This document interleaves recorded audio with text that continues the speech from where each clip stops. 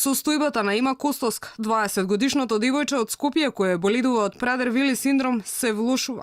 Во Македонија нема центар кој ќе ја згрижи, а потребен е 24-часовен надзор, особено поради проблемите со дишењето.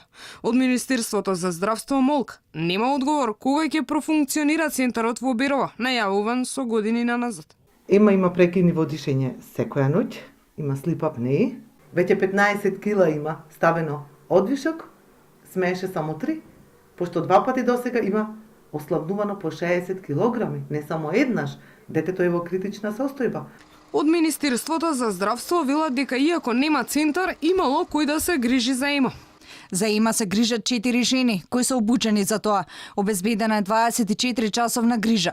Конзилијарното мислење од ендокринологија не е задржано во Министерството за здравство, туку предадено е на Комисијата за ретки болести која одлучи дека Има треба да се згрижи во центарот наменет за луѓе со Прадер-Вили синдром.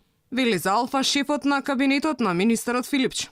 Прадер-Вили е ретко генетско пореметување, чиј главен симптом е непрекината глад која не може да се контролира, што резултира со екстремна телесна тежина, а меѓу другото, предизвикува и намалена интелектуална способност, отежнат говор, проблеми со дишењето и однесувањето, остеопороза, дијабет. Ова се предизвиците со кои Ема секојдневно се соочува, а по информацијата од Министерството дека девојчето, иако е дома, сепак има нега за него, повторно ја позитивна. Не пречека жената задолжена за негата на Има, која негираше дека има соодветна обука за грижа за реткото генетско заболување Прадер-Вили синдром. Посочи дека ја повикале на работа од детската клиника, а информациите за болеста и ги давале попат, кога за прв пат ја однеле дома кај Има, за да ја помага.